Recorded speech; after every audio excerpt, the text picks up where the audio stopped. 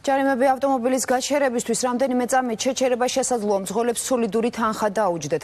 უკვე რამდენიმე დღეა საპატრულო პოლიცია ყველა იმ მძღოლს აჯარიმებს, რომელთა მანქანებიც არასწორად არის გაჩერებული, მათ შორის იმ ავტომობილებსაც, რომლებსაც ავარიული მაშუქები აქვს ჩართული. ჯარიმა კი ამ დარღვევისთვის 200 ლარია. მძღოლების ნაწილმა მათ წინააღმდეგ გამოყენებული სანქციები უკვე გაასაჩივრა, არასამთავრობოები კი ახალი ჯარიმების წინააღმდეგ სპეციალური კამპანიის დაწყებას გეგმავენ. რაზე მიწევ, საჯარიმო, რაზე მიწევ? რაზე? კაცი ვერ ვისროლე მანქანი და? ფაქტს, რომელმაც ავტომობილის მძღოლის გაღიზიანება გამოიწვია, კურიერის გადამღები ჯგუფით შეესწრო. ეგრეთ წოდებული დეზერტირების ბაზრის მიმდებარე ტერიტორიაზე ავტომობილი რამდენიმე წამით გაჩერდა. გზავრი გადავიდა, მძღოლი კი დაქოქილ მანქანაში დარჩა. არასწორად გაჩერების ფაქტი ქვეითმა პატრულმა დააფიქსირა და ჯარიმის ოფიციალურად გასაფორმებლად დამხმარე ეკიპაჟი გამოიძახა. შევედი მაღაზიაში და გამოვედი, ამას 5 წუთი დაჭირდება, ამითხარ. კანონი არის. გადაიყვანი. 200 ლარი. არც ერთი წუთი შეჩერების უკვე. ახლა რატომ აჩერებ? მაშინ თუ არა პატრულთან შელაპარაკების გამო მძღოლისთვის დამატებითი ჯარიმა აღარ გამოუწერიათ. საჯარიმო ქვით არის ამ შემთხვევაში მხოლოდ 50 ლარიანი გადასცეს. დაჯარიმებული მძღოლი ვარაუდობს, რომ თანხის სიმცირე ადგილზე ჟურნალისტების ყოფნამ განაპირობა, რადგან აქვს ინფორმაცია, რომ ბოლო დღეებია პატრული მსგავს შემთხვევებში 200 ლარიან ჯარიმებს წერს. გავასაჩივრებთ ამას. 5 წუთი არ იყო მანქანა გაჩერებული, ეგრევე მოადგა. მძღოლს არ მიუტოვებია მანქანა. ესენი არიან მღლეტავები რა ხალხის. 1 წუთი ჩამოვედი, გზავრი ჩამოვსი და მადლობა პატრულს. კურიერმა დღეს იმ ავტოფლობელებსაც მიაკვლია, რომლებიც პატრულმა 200 ლარით გაფრთხილების გარეშე დააჯარიმა. ყველა შემთხვევაში მძღოლები ამბობენ, რომ კონკრეტულ ადგილზე 1 წუთზე მეტხანს არ მდგარან და არც საავარიო სიტუაციას ქმნიდნენ. ავტოფლობელთა ინფორმაციით პატრული 200 ლარიან ჯარიმებს უსამართლოდ წერს. სულ 2 წამით გავჩერდი და მოცივდნენ ეგრევე და დამიწერეს. პირდაპირ 200-იანი დაგიწერეს. ეგრევე. არაფერი. პირველ საათზე საავარიო მდგომარეობა, მე მგონი რომ ვერ უნდა შექმნა, რა პიკი არ იყო აშკარად. ეს ახალი ჯარიმებია, თქვენ როგორ ფიქრობთ? რავი, ერთი კვირაო, არ ვიცი, ბრძანებაო რაღაცაო.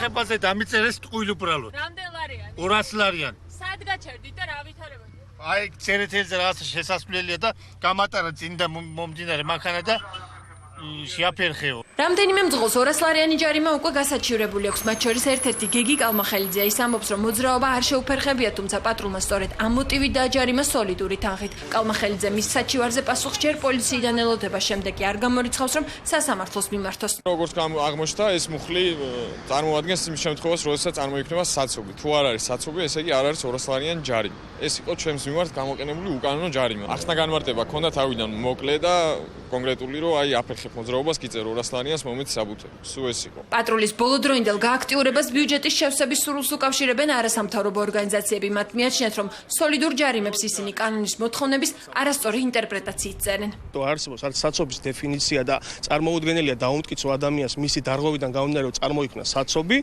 მაგრამ ეს რეალურად იყო არაფუნქციონირებადი ჩანაწერი. დღეს ეს გახადეს ფუნქციონირებადი და ამით დაიწყეს სადამსჯელო ღონისძიებების გატარება. დგომა გაჩერების ნიშნის დაუცველობა არის დასჯადი და არის სანქცია, მაგრამ ეს არ შეიძლება იყოს 200 ლარიანი, ეს არის გადაჭარბებული სანქცია.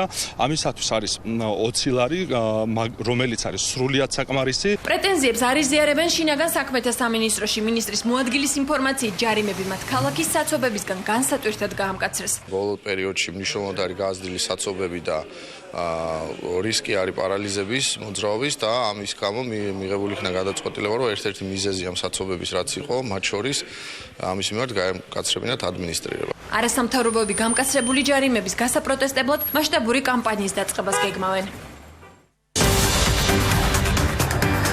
ადრე თუ გვიან შეხვედრა უნდა შედგეს. დადგება თუ არა ბეჟზე კარასინის მოლაპარაკებებზე საქართველოს რუსეთის ლიდერების შეხვედრის საკითხი.